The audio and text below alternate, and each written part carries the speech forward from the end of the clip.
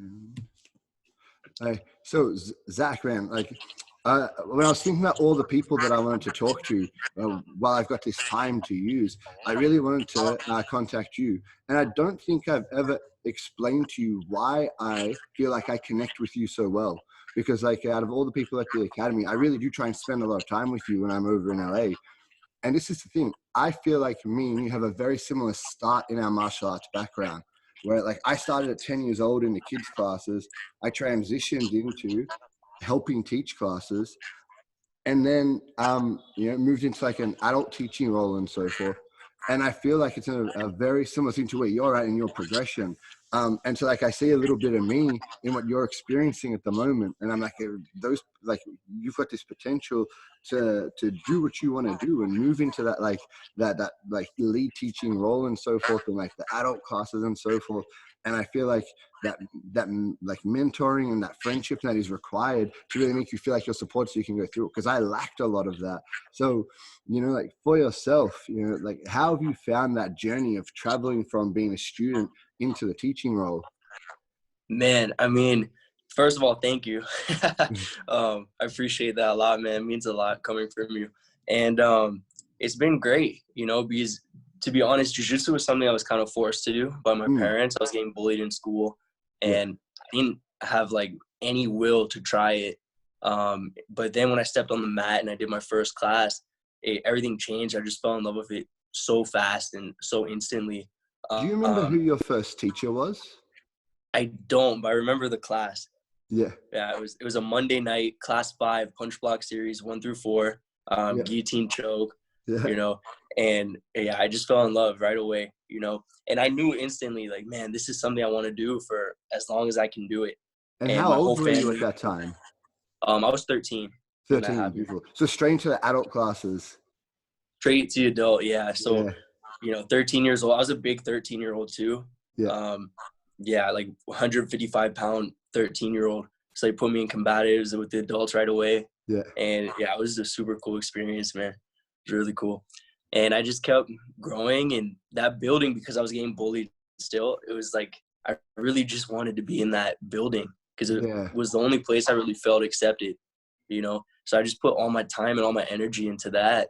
And I just wanted more and more part in that building. And it just, kind of snowballed into what is today, which is really cool and amazing to be a part of. What do you think it was about, like you're saying the building, but what was it? Because it's not the physical building that makes it so special, right? So like, what was it that resonated for you being in there? Yeah, I think it was just the people, like it was actually a place where I could go and I was just accepted, you know what I mean? And also, of course, Hito and Henner being there and like guys like Alex Stewart and Jordan and Brian and all these UFC fighters in there all the time. Like it was just so cool to kind of go from being in school and being kind of messed with and bullied to this building where it's like you have all these legends, you could say, in one building, and they're like, "Oh, what's up, Zach?" and like connecting. And it's just, it was really cool. And plus the jiu-jitsu, I love the art and the jiu-jitsu that the building had to offer. It's really interesting because like we're all home at the moment and we're all away from our friends, and I'm seeing all these posts like I really miss rolling and I really miss doing this and that, and I'm like, I actually don't really miss the rolling that much. Like I do miss it, but I don't miss it as much as the camaraderie. Like I really feel like I'm lacking my social connections. That kind of, I always thought that I was a person who didn't need it. Like I just enjoyed it, but I didn't need it. And now I'm realizing it's a very important part of my life, is like how I connect with people and like doing it in that positive realm of on the mat, because everything's so negative at the moment. Everything like the media, like it's like, it's the virus and people are getting sick and so forth. And so it's very negative. And I'm so used to being around that bubble of positivity that we've created. Yeah. So like I can feel that. And when you say it, my thing is, did you know much about jiu-jitsu before you got started at 13? Like, did you know who Henner and Huron were, or did you learn it through the academy? No, I mean, man, my parents, they literally picked the school based off the website. Yeah. They're like, man, this website looks so good and it looks so clean compared to like other jiu-jitsu schools, so just go try this one. How crazy is that, right? Like that just like I feel like that for all the kids that come through our academy is like the parents just kind of go off the look. Not a lot of people know about like the Gracie family and stuff in Australia. So there's people who know it, but the majority, like the population, don't even know martial arts. Like I still get phone calls going, so what type of taekwondo do you do? And I'm like, Yeah. we don't teach taekwondo, we teach jiu-jitsu. Oh, so like how do they do their katas and so forth? I'm like, it's grappling, wrestling, you know? Right. And so for like your parents to pick the Gracie Academy, you know, and like you to go in there and get that experience is crazy, right? Yeah. So at what age did you start like helping out in classes? So that was the crazy part, because I started jiu-jitsu at 13, and I started helping out like right around the end of 13, the beginning of 14, because my little brother was in the class. Yeah. And originally it was just kind of a thing like, man, you know, I would like to kick my brother in the head with a dodgeball a little bit. Like that'd be kind of cool. So I just asked Henry, like, hey man, you know, and of course, like I said, I love jiu-jitsu, I love the building, and I wanted to spend all my time there. So I was just like, Henry, you know, can I walk around, just kind of help out and, you know, do whatever's needed in these classes? He was like, yeah, sure, just start with that.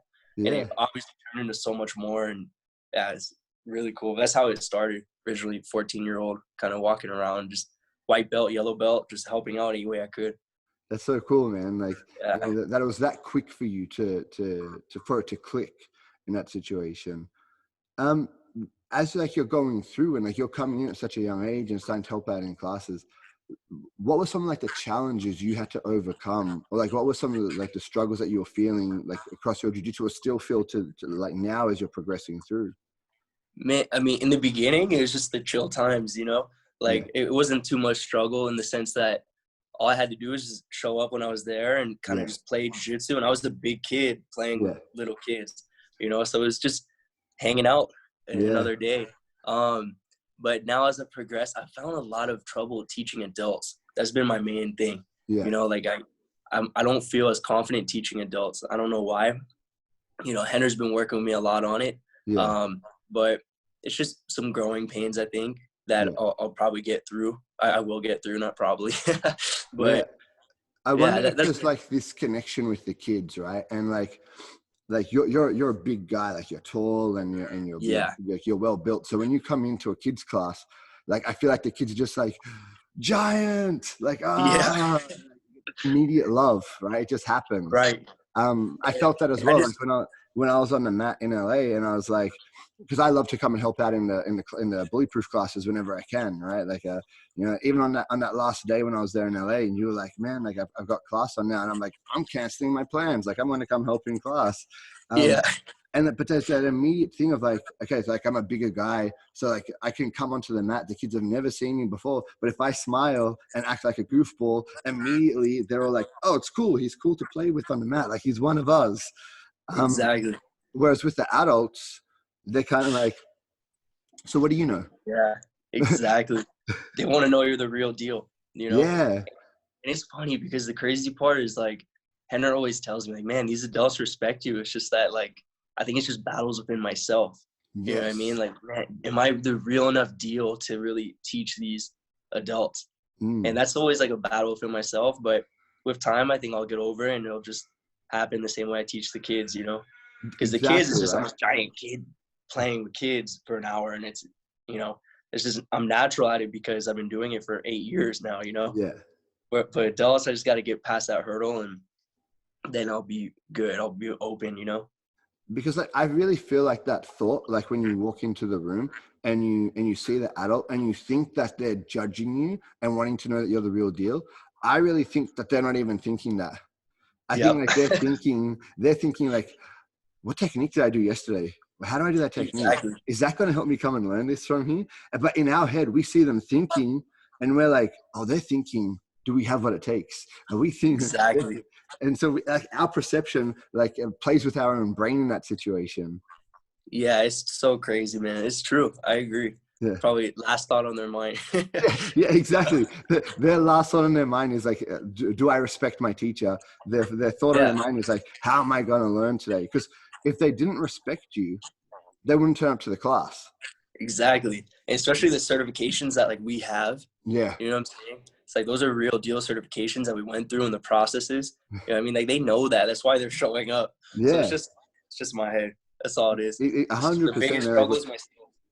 And I think like, especially like you have some incredible models around you all the time, like having Oh yeah. Hannah and Huron and Sam and Alex and Yeah. Jordan and Jimmy, and you got like all these guys that have come up through the system and really learned how to teach, and they're Right. displaying it, and they don't just display it, but they hold a lot of respect from the students in the room as well. So Oh yeah. like, how does that go for you? Like, what does that do for you? Like when you're assisting teaching with one of those, like I've seen you assist Huron teaching, like a reflex development class or whatever. And like, I can see you just like a giddy little schoolboy, like, I'm helping out Yeah. Huron. Right. And, it's like, how does that impact you? And then you go to like, they ask your opinion, or like, because sometimes they'll throw it to you, like, Zach, you got anything to add on that? And I can see you just like thinking through what's going on in your head in those situations. Yeah, a lot of things, like the two main lessons I've really learned when it comes to assisting like the big dogs like that, is just like Brian Ortega a long time ago when I was like a little kid, 16, 15. He's like, bro, when it's not your time to talk, you just listen. That's all you do. You just listen and you just take in everything and absorb everything you can like a sponge, and that's really what I spend a lot of my time doing, because I know hopefully in 10 years from now, I'll be on that like same spot that those guys are in, hopefully, so I just try to take in everything they're saying and like all the like little things that they do in their moments up there. Yeah. And they're teaching them batters, master cycle, kids, everything, And I just try to take it and implement it into my game. So that's one of those things. The other thing that I was going to discuss too, that I almost forgot, trying to think, kind of left my mind for a second there, is, shoot, what was it? Oh, Sam tells me, that you almost want to play a game. So on top of the listening that you're doing, like listening and taking in everything you can from them, you almost want to play the game when they ask you that question to have something, right? Like, for example, Zach, do you have anything to add to this? If you just say something that they didn't say, you get a point. Yes. You can put it ask. You know what I mean? But if you don't say anything, you lose a point. That's it. Right? Yeah, I talk about that all the time to my assistant instructors about like when I throw to you and I say, do you have anything to add? If you say something I've already said, then you diminish my presentation. Yes. Yeah. If you don't say anything, you diminish your credibility. If you add one thing, or like even if it's something I've talked about, but I didn't highlight it, like maybe it's just a point, and then you add to, and you like highlight that, you get a point.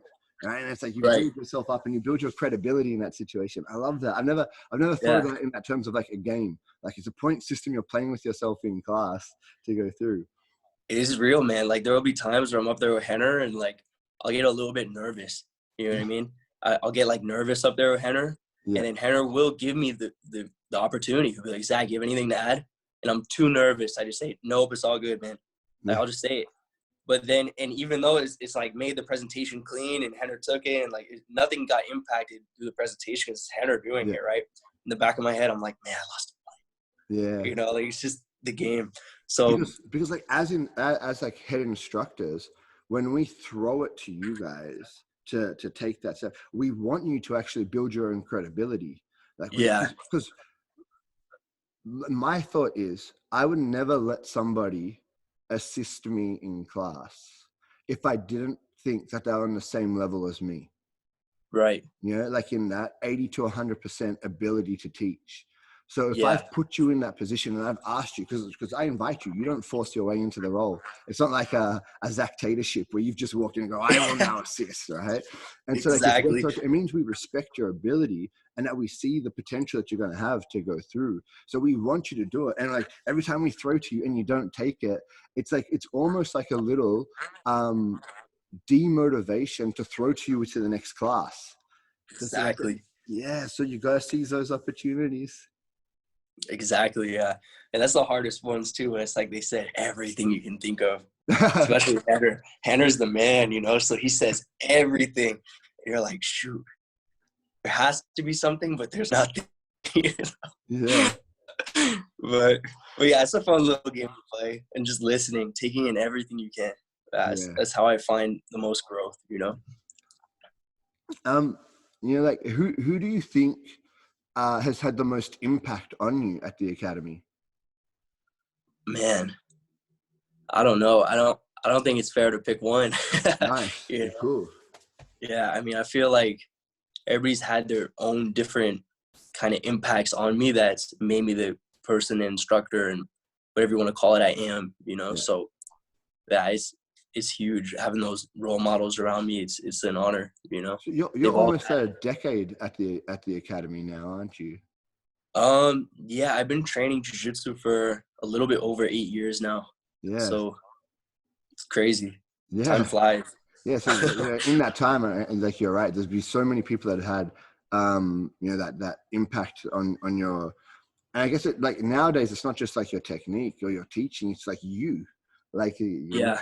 when you come in as like a young man, like 13 years old, as a teenager, and you've got these people around you, like that's so important to kind of have those role models. There's this book that I read called Raising Boys by this Australian psychologist, Stephen Biddulph, and he talks about like the phases of development for kids. And there's this like 10 to 14-year-old phase where like people are trying to find their soul, right? They're trying Right. to find connections with people that are going to grow their interest. And people who can't find it tend to fall into like maladaptive things. And people who find it tend to blossom as like young adults in that situation. And like, I feel like every time I see people in your situation where they were fortunate enough to have like strong like father figures and then have strong male role models on top of it, like they're just so blessed in that situation. And like Yeah. Yeah, I mean, that's why I always say, like, jiu-jitsu saved my life, you know, because I realize that I see it, like, without those role models and without, like, figures like my dad, as you stated, you know, man, I don't know where my life would be.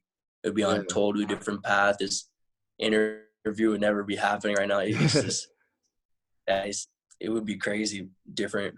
Yeah, and like your dad, like was it last year or maybe the year before, he got his blue belt. My dad's actually purple belt. His purple belt. That's right. Yeah, and you put Yeah. the post on Facebook, and it was very proud, like proud Zach Yeah. on display. Like my dad made him, man. Like he did it from the. Yeah, I mean, his story's crazy too, you know, because he kind of threw me in. Like, he was one of those parents where he threw me in to see if it was safe. Yeah. Kind of jumped like Henry always says. And then he jumped in himself once he figured out the water was nice, you know. Yeah. But the crazy part with my dad was he got herniated disc. Yeah. So he had an L5-S1 herniated disc. Just not even through jiu-jitsu, but just through life, like from his early 20s, working on the like aircraft flight lines when he was in the military to 40 or whatever he was when he got it. It was just herniated, so he had to sit out and get surgery for 23 months. Wow. It was bad, you know, really bad injury. And then he kind of just made his way back, and he still trains to this day. So it was super cool, like the story he has as well. Just getting that purple belt is huge for him. Yeah, And just still I didn't training. realize that. Yeah, and like so to like almost have like 2 years off and still have that desire to want to come in and keep training. What do you think maintained that desire for him? I think it was me, to be honest. Like, I don't want to sound conceited or anything, but it's just like, man, all my days are just at that building and training, and the stories I have for 2 years coming back every day talking about jiu-jitsu. And you know, I'm sure there's other stuff going on in that span of 2 years, where there's like even EBI, like someone we know competing, or other stuff that kept him in the loop. But he loved it, you know. He still loves it. And I think that just kept his spark going. He was sitting out like, oh man, I want to get back. You know. So I think that's what did it for him. Yeah, so cool, man. Like, and like as I was hearing his situation and thinking of you, I was thinking like, you've got to have some major weight in his decision to want to keep going, because he gets to see you going out there and teaching and progressing yourself and that. So that's really cool, man. When you're like you're going through the academy and you're kind of impacting all these people, like my question always becomes like, why do you think jiu-jitsu has this impact on people? Like, you've seen it on yourself and you've seen it on your dad, and it's like, what do you feel is it? Man, I mean, I just think, like, especially with especially with people that have like something missing in their Mm. life, like they feel like something's missing, like just a puzzle piece is off or whatever. Yeah. You know, I think jujitsu it's like it's just imperfect. You know what Yeah. I'm saying? Like it's the perfect thing. Like jujitsu is actually perfect. Yeah. You know, the people who teach it, you know, nobody's perfect like human being wise. You know Yeah. what I'm saying? We can try our best to be, but jujitsu, the art itself, is perfect. And the techniques when used in the right time and, you know, in the right situations, they're perfect as well. So I think that like finding that perfect thing in life that exists, I think that's pretty special. You know, Yeah. on top of all the benefits that jujitsu offers, including like weight loss, or as we discussed, like a building with people in it that are so happy and positive, and the camaraderie, right? There's so much that jujitsu offers that Yeah. is so special that I think once people find it, it's just like, man, how could I have gone through my life without this? Yeah. You know, it's pretty special to have it. It's so interesting, like when people have that connection to it that we talked about before, like our own brain being like the barrier to thinking about like how other people perceive us. That's the most common reason why people quit, right? It's because they forget about the art and what brought them kind of to it, and they start getting in their own head and trying to measure themselves against other people or the outcomes of a role or whatever it is from there, and they Yeah, forget that like that wasn't what brought them. Like they didn't start jujitsu to tap people, and they didn't start exactly. jujitsu to you know, be worried about somebody else's perception on what their past looked like. You know? It was like they started jujitsu because there was something missing, and they found it, and Yeah, now they're going to take it away again. yeah, Right? so true. Mm. Um, Right. so go for it. Oh, so I was just going to say, so Well, yeah, I mean, I think that's go for it. You go. sorry. So I think that's just like you're right. You know, I think people forget the reason why they started, and Henry always talks about that so much. And I think even this conversation has made me reflect back to some things Henry said. Yeah. That's like it makes some sense why he's saying the things he's saying. He's like, for example, like one of the things he always says is like, man, you know, most people they they go through life with just two hands, and not even two hands. They just open doors and like, you know, like sit on a phone. Whereas we have like four hands, right? We have like the two hands and the feet, Yeah. and we use them for connections and sweeps and like chokes and all this cool stuff. It's like, man, that's amazing. You know what I'm saying? Yeah. Like people do forget how incredible jiu-jitsu is, especially in the beginning stages. And I think it's very important to tell people and even ourselves, like, man, why did we start? Always Yeah. remember why we start. That's so interesting. I never thought about that, because he put that video out years ago about jujitsu feet. Some people use feet for Yeah. running. Some people use feet for walking. And he's like, we Right. use, you know, feet for, so, you know, helicopter arm bars and Yeah. and blocking and blah, blah. Yeah, I still love that video to this day. I put it out like once every 6 months on our social media page. But it's true, Yeah. right? You forget, like I say this all the time to people in class, like you're better than you think you are, you have more skill than you think you are, you're more talented than you think you are, you have better capacity than you think your body has. You just don't know it, and you don't know how to assess it. Like you got to let somebody Right. else like let you know that you're doing Oops. good. And right, and like it is like you forget how much you're developing and what you came in with and what you have and what you're leaving with at the end of every session. Like smarter feet, Yeah. smarter hands, smarter neck. Exactly. You know, I remember Hannah telling this story at the immersion camp. You know, when we were at the immersion camp, he's like talking about putting Henson down to sleep. And he's like, you know, like I had this moment when you have to put him into the cart and you have to take your hands away. And it's a make or break situation. But his hand came out of the burrito wrap. And I had to think of how I'd put it in. And you're like, I could use my chin because I'd use my chin in jiu-jitsu. But I don't think you can do that to my baby. And I'm just like, it's true. Like we have all these like little things that we naturally do that, you know, like they're just little skills we've developed with our body. We're so much aware of what we can do. Yeah. He's a fascinating guy, right? Like you're very fortunate to be around someone like that who's willing to invest time in you as well. Yeah, no doubt. And it does mean a lot. We talk about this in LA too, you know, like the fact that like he's even giving me any time, because he's one of the most like hardworking individuals I've ever met in my life. He has so much different things going on. Yeah. So it's cool to even get like 5 minutes with the guy, you know, it's like an honor because Yeah. yeah, he's busy. People don't understand he's as busy as he is, you know? And everybody's vying for his attention. Like I see it when I'm in the academy. Like the people want to talk to you, and they want to talk to Henna, and they want to talk to Hero, and they want to talk to Sam, and they want Alex, and Yeah. they want their little 5 minutes of like, you know, I got the instructor's time for a little bit. But even Yeah. within like the instructors, like you guys want each other's time as well to get those little bits of Oh yeah, feedback or little gold nuggets. exactly. Mm.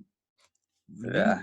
You've taught kids for like a long, like, it's been 8 years now. You've been in those kids classes, and like I want to know, like, why do you feel the bullyproof program is so important to those kids? Because like you invest a lot. Like I've seen you present in front of class, use a word that you didn't feel was correct in that presentation, and walk off like, oh man, I messed that up. Like, oh, I wasn't good. You know, there's so much like self-reflection going on. So I can see that you value the bullyproof classes so much. But like, what is it about you that why does it mean so much to you? Yeah, man. Well, the truth is, like, I said it earlier, where I really think jiu-jitsu did save my life. You know, like without jiu-jitsu, I think that I would have been on a lot rougher path, like possibly not even alive. Yeah. You know, so a lot of the time I say like, I mean, I really owe like a life debt to jiu-jitsu. That's just something I like tell myself. Yeah. You know, and what I see with the bullyproof classes is the answers. You know, the answers that I didn't really have when I was getting bullied, and that could have prevented a lot of the things I went through. You know, as far as like bullying or whatever. Not that I had like a horrible life or childhood or anything like that, Yeah. but the bullying was not ideal. You Yeah. know, so I just see these bully-proof classes, and I'm like, man, like if I can just get these kids to see the answers that I didn't have, Yeah. they're all gonna be way better off than I was in these situations. So Yeah. that's where the passion really comes from, because I don't really want like other kids to have to go through the bullying I went through, you know, Yeah. and these are the answers. It's like, this is it. You know, I really like, I know it.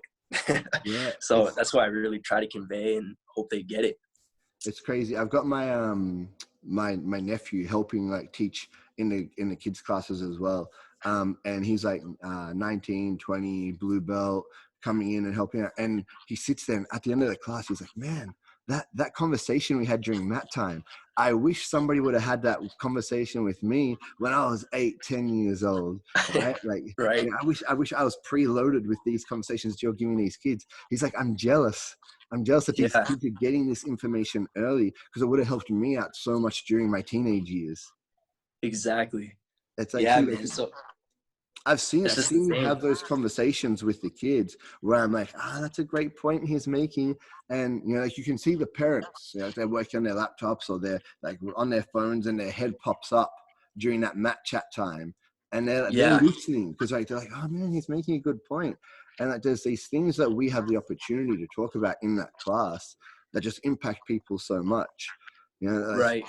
especially through that character development program that we present to people. Yeah. Um, so like those conversations, how much pre-thought do you put into those before you guys come in? Yeah. So I mean, it kind of depends on the day.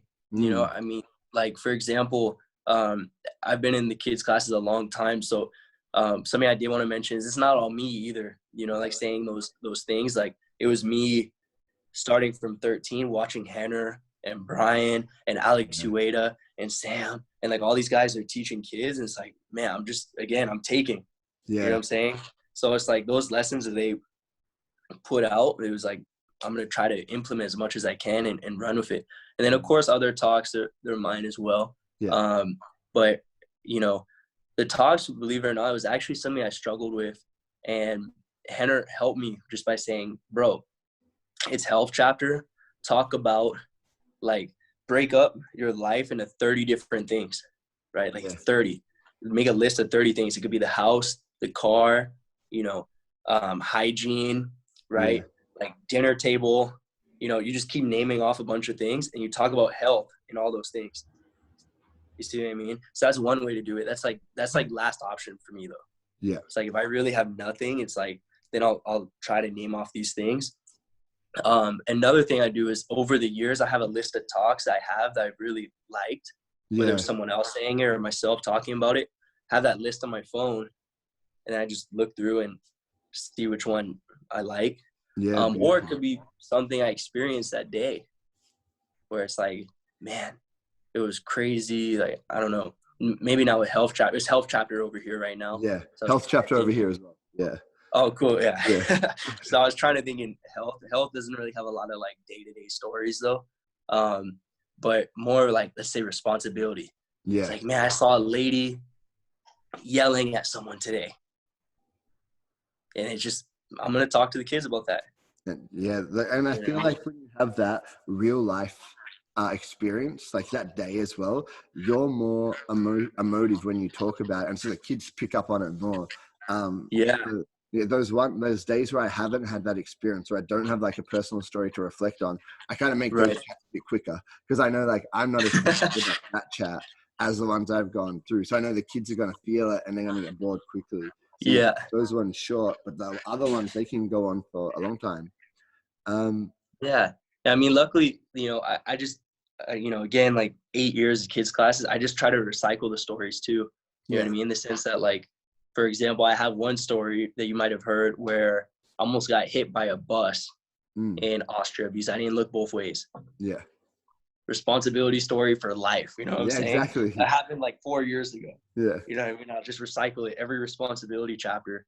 Or like Peru, there was this, I went to Peru. A lot of them are my travels too, which I like. I went to Peru in like 2018, and there was this family, and they spilled a coffee on the ground, and they were like screaming at each other in the airport and screaming at the person to clean it up. Like, blah, blah, blah. It's like, man, how could that situation be handled better? Yeah. Just little things like that I just try to take and recycle. So it's cool, man.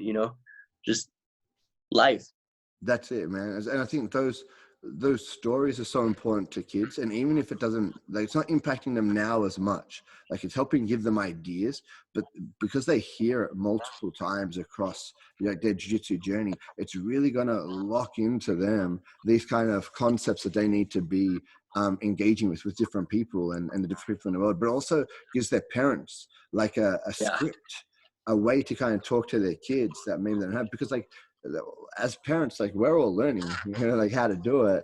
And when you see somebody who has their kids' attention, presenting information in a well-articulated, well-structured way that connects with their kids, you're going to imitate that when you go home if you're paying attention. So, those talks are so important, man. And like, they're the things that they're going to save that kid's life as much as the techniques will in the end. Yep.